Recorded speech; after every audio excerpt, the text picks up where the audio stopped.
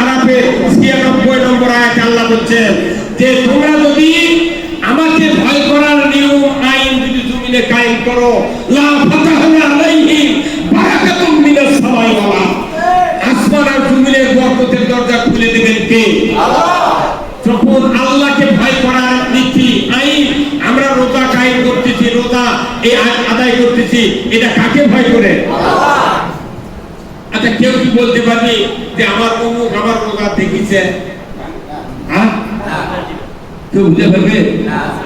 যত ইবাদত আছে তুই একে বেনামাজি তুই চুপ পাকাও দিয়া তুমি মাথাতে ছেড়ে দি, সাধারণ মানুষ মনে করবি করে বিরাট আলেম রে, কথা বলে পারে। আমার একটা বেনামাজি দাঁড়িয়ে আছে, সেই মুসের মুসটুস কাটিয়ে যদি একটা হাজি গামছা দিয়ে পায়ে দেওয়ার দুটা করে তো রাস্তা দিয়ে যায় ঘুরঘুর দিয়ে, তাহলে লোক কবি ইমরান আল্লাহ রসুলের আল্লাহ, কি কথা ঠিক কিনা? এগুলো দেখা যায়, কিন্তু রোজা এমন একটা ইবাদত যে ইবাদত উত্তর দিয়ে আল্লাহ বুঝতে পারে ধরে কোন সুবহানাল্লাহ। রোজা আচ্ছা কত আপনারা যদি একটা কালেমা তাওহীদ পড়েন দেখেন তো আপনার গায়ে তো কারু ঠোঁটের সাথে কারু ঠোঁট থাকে, হেলবিকর লা ইলাহা ইল্লাল্লাহ ঠোঁট থেকে যায় যে ভিতরে ভিতরে লা ইলাহা ইল্লাল্লাহ বলবেন, ঠোঁট লড়ে না, তাহলে মানুষ বুঝবি কি করছে, কিছু জানা যাবে যে আল্লাহর নামের এত কুদরত যে এই তাওহীদের কালেমা তেলাওয়াত করলে ভিতরে ভিতরে আল্লাহ যদি কেউ অন্তর দিয়ে ভয় না করে, বক্তৃতা দিয়ে বাহ্যিক দৃষ্টি দিয়ে জান্নাতে যাওয়া যাবে না। আল্লাহ অন্তর দিয়ে বিচার করবে কি দিয়ে? আমি প্রমাণ করে দিই। আচ্ছা, আপনার মা বললো বাবা তোমার বোন, আমার বোন আছে বাড়ি, যে তোমার খালা আমার খুব ইচ্ছা একটা বড় মাছ কিনে নিয়ে আসো, আমি বোনকে একটু খাওয়াবো। আপনি বাজারে যা দেখেন 13 কেজির কাতল, কয় কেজি? 13 কেজির কাতল, মাছটা পরে আছে চাটায়ের উপরে, কান লড়াই না, মুখ লড়াই না, চল লড়াই না, নিধালটা পরে আছে। তখন আপনি না বলছেন ভাই মাছ কত করে কেজি? বলছে 600। তখন বলেছে ভাই মাছের চল ডাল আলোক করেন তো চল আলোক করেছে, এক চলের নিচে কোনো ফুলের লেখা থাকে না লাল, তো ওই ফুল মাত্র 3 গ্রাম হবে। এই 3 গ্রাম ফুলের কালার হয়ে গেছে টাইলসের মতো সাদা। তখন ওদের দেখার পর আপনি চলে যাচ্ছে বের হয়, তোর মাছালা করছে ভাই দাম শুনলে দাম কমেরা মাছ নিবে না, নিবে বলেন তাও কথা করছে না। পরে তোর ডাক দেখে ভাই তুমি এই বিসমিল্লাহর সময় তুমি কি করলে? আর দোকানদার করছে মনের সময় প্রথম খরিদে তুমি মিস করে তো সারাদিন মিস হয়ে দিবি। তোর এই মনে করো ভাই তুমি দাম করলে দাম করে দাও, 2 টাকা কি দাম নেই? তখন খেয়ে ওঠে আপনি করতে না ভাই আমি মাছ আগে দেখলাম, দাম শুনেছি ঠিক, কিন্তু মাছ দেখলাম, মাছের যা অবস্থা এই কান থেকে বুঝতে পারছি মাছ কাঁচা নেই, পচা। এই 13 কেজি মাছের নিয়ামত থেকে চল পর্যন্ত কোনদিন কি টিপিছেন আপনি? ওটি তাহলে টিপিছেন? ওকে দেখি তো নরম না পচা ভটভট করে দেখছেন? কিচ্ছু দেখেননি, খালি কানের ফুল দেখে করছেন পচা। একটা 10 কেজি 13 কেজি মাছের কানের ফুল দিয়ে দেখো আপনি চিনতে পারলেন এই মাছ কাঁচা না পচা। আর আল্লাহ দাড়িটুকু যুগ্য চাপা দিয়ে, ক্ষমতা দিয়ে, দাপট দিয়ে, টাকা পয়সা দিয়ে, বংশমর্যাদা দিয়ে কিয়ামতের দিন বিচার করবে না। আল্লাহ বিচার করবে অন্তর দিয়ে। এই অন্তর ঠিক করার জন্য রোজার ইবাদত। এই ফুরমা পেয়ে দিয়ে আজওয়া ফুরমা আর ওইরকম ফুরমা দিয়ে ইফতার করলেন আর রোজাকে আকাশে চলে গেল, এটা বাজে কথা। তাহলে রসুল কেন ফুরমা করলেন? রসুল কেন ফুরমা করলেন? এক গ্লাস পানি দিও যদি কেউ ইফতার করার, তাহলে পুরো রোজার সব আল্লাহ তাআলা আমল দিয়ে দেবেন। আমি আপনাদেরকে বলতে চাই রোজা হলো অন্তরের ইবাদত। কিসের ইবাদত? আল্লাহ কোরআনে বলছেন সিবগাতুল্লাহি ওয়া মান আহসানু মিনাল্লাহি সিবগাতান ওয়া নাহানু লাহু আবিদুন। সূরা বাকারা আল্লাহ বলছেন যে আমার রঙে তোমরা রঞ্জিত হও। কার রং? আল্লাহর রং। ধরা কি? আল্লাহর রং কি? বলতো আল্লাহর রং কি? কই জানি না হুজুর।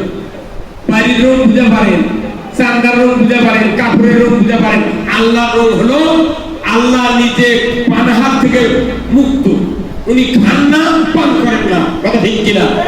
উনি খান না, পান করেন না। আবার ওনার স্ত্রী নাই, ওনার স্ত্রী উনি আবার ঘুমও আসেন না, তন্দ্রাও স্পর্শ করেন না। আল্লাহ কোরআনে সূরা বাকারায় বলেন তামাম পৃথিবীর পুরুষালী ভাত পাতান না, এর বিরুদ্ধে দর্শারি করতেছে। আরেকটা কি, মানুষ মরার পর যে কবর করে না, এই কবর করে কি ধনী মানুষরা গরিব মানুষ, ওই গরিব মানুষ শুনবেন হুজুর ফাঁকতেছে যে 40টা কবর খুললে হদের ফল। এই পাগল কবর করে কথা ঠিক কিনা? আচ্ছা, কবর করার পর বহু জায়গায় আমি দেখেছি ইমামরা কবর খোঁড়া মাত্র বাদ দিয়ে দাঁড়াতা করতো। আমার কেন সাবল দিয়ে ভিক্ষা লেগেছিল ইমামে, আমি তার সাইন্ডার পাশাচ্ছি বলছি আমি না কবর খোঁড়ো ডুব দিয়ে আসতে দেরি হলে তোমার কেউ কিন্তু জানাজা করা লাগবে কত কর মিয়া। এই পৃথিবীতে যদি আমরা বাঁচতে চাই তাহলে আমাদেরকে আল্লাহ দ্বীনের পক্ষে কাজ করতে হবে। সেই দিন মানে কি জীবন ব্যবস্থা, দেশে যদি ইসলাম বিজয় হয়ে যায় আমার দেশে সোনার সমাজ গঠন হবে কথা ঠিক কিনা? এই রাজত্ব চলছে রোজার রাজত্ব, এখানে বেরোজাদারের কোনো পাম কত টাকা বেরোজাদারের কোনো পাম আছে?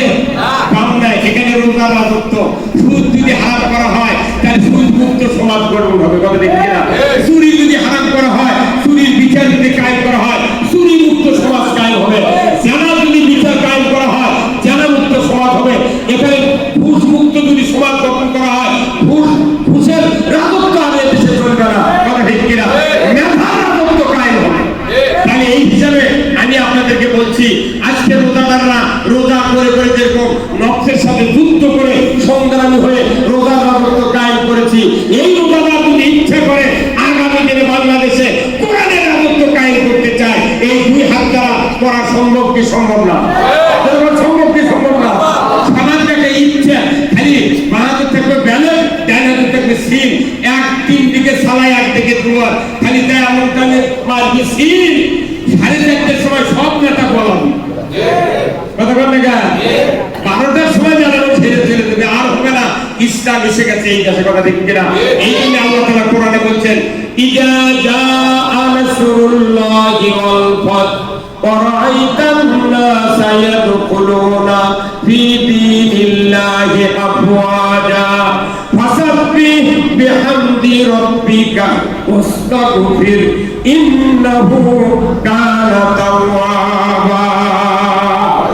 আমার আল্লাহ বলছেন, ও পৃথিবীর মানুষ, যখন আমার সাহায্য এবং বিজয় এসে যাবে তোমরা দেখতে পাবে তলে তলে ইসলামের ভেতর মানুষগুলি প্রবেশ করছে। ওই সময় তোমরা যদি ঐক্যবদ্ধ হয়ে আমার তাসবিহ আমার ইস্তেগফার পাঠ করতে পারো, আমি রব্বুল আলামিন তোমাদের জন্য ইসলামকে জীবন ব্যবস্থা হিসেবে কায়েম করে দেব। আমার ভাইরা, আজকে বাংলাদেশে একটা সুযোগ এসেছে, মুসলমান ইমানদার যারা আমরা আছি আমাদের সকলকে রোজার শিক্ষা স্বরূপ ইসলাম কায়েমের পক্ষে থাকতে হবে। ধরে বলো ঠিক কিনা? ইসলাম কায়েম যদি না হয় একটা রোজা কবুল হবে না।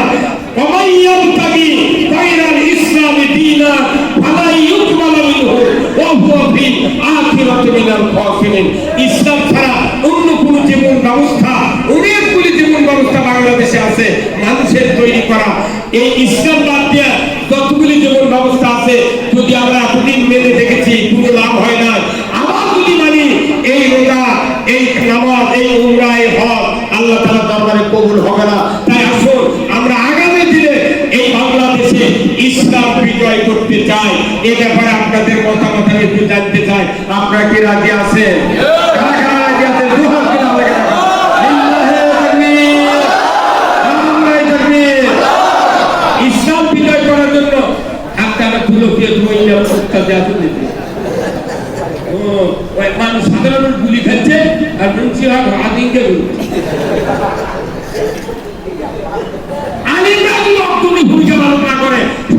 করতে পারে না। মসজিদের ইমাম তাই কোরআনের পক্ষে নাই, অনিয়মতি বাচ্চা করলে বেঁচে খাওয়া ভালো।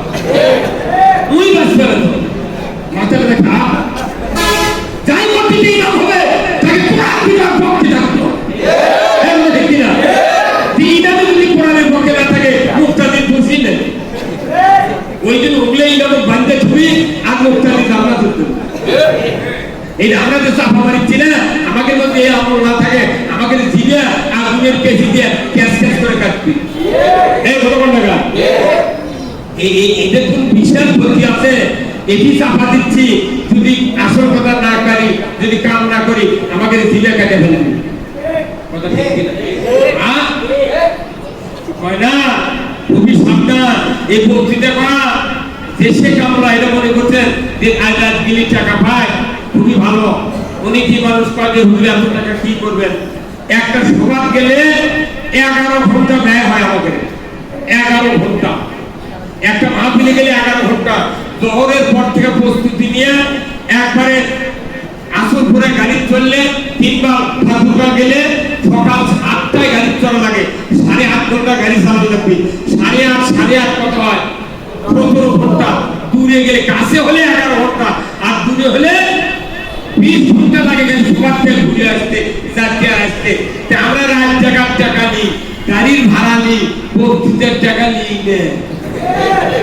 বক্তৃতার টাকা যদি আমরা নিতাম, তাহলে ডাক্তাররা বক্তৃতার টাকা লাগে, ওই লেখাপড়ার টাকা লাগে। কথা বলে ডাক্তারকে 5 টাকার করো, আর ওষুধ লাগে 5 মিনিটে।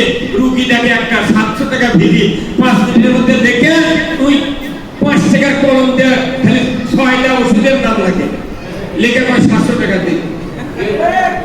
4টা থেকে রাত 8টা পর্যন্ত 30 জন রুগীটাকে, 30 জন রুগীর 30 সাথে 15,000, 30 দোকানে 6,000, 15 আর 30 6 কত হয়? হ্যাঁ, 15 6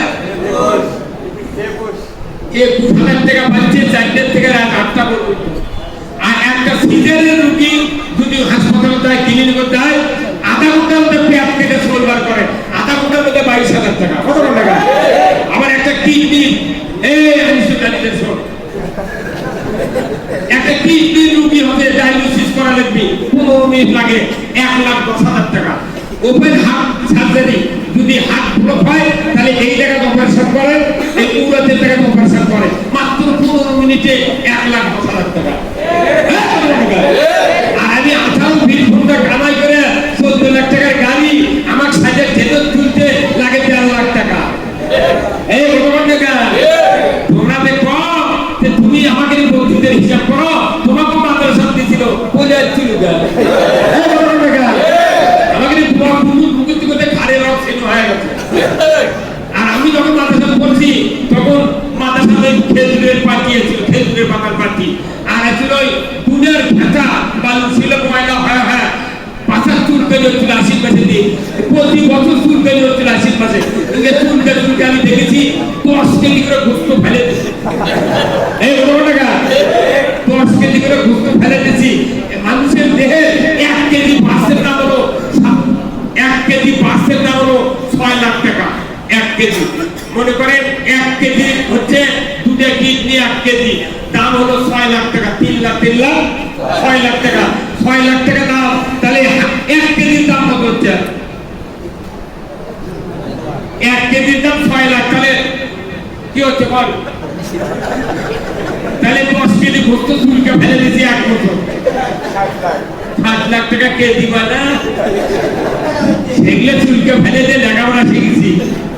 টাকা দিবেন না, সভা করেন না, কে তেল পাকাচ্ছে সভা করেন? দুয়ারে ছুঁয়ে আছে, আজই 20টা সভা দাও খুশি, তবে একবারই করতে 60,000, আর গোলাম রবেল করছে 1 লাখ, আর কক্সবাজার থেকে আপনি সভা করছেন 90,000। তাই রেট দিবেন বাড়ির ছিলেন। আর নাটোর বনাই গ্রাম থেকে বসে একজন যে হুজুর বাংলাদেশের সাইদি আর আপনি ছাড়া 51 দিনের কথা কোন ক্লিয়ার এত ভাবে করে না। যে আপনার 50,000 টাকা আমার নিজের যদি দেওয়া লাগে, তা আপনাদের সভা কে বেশি লেগে উঠে বাবা এই সোনা টুকরে বানাচ্ছি আমরা ভাইয়া ফেলে সব যাই ফেলে আমি খালি 51 দিনের কথা। আমরা মুড়ি ভেজে নিয়ে রুটি বানিয়ে ময়দানে ফেলছি, ততক্ষণ পর্যন্ত বাংলাদেশে কোরআনের পার্লামেন্ট কায়েম না হবে আমরা একদম ঘরে ফিরে যাব না। কি রাজি আছেন আপনারা?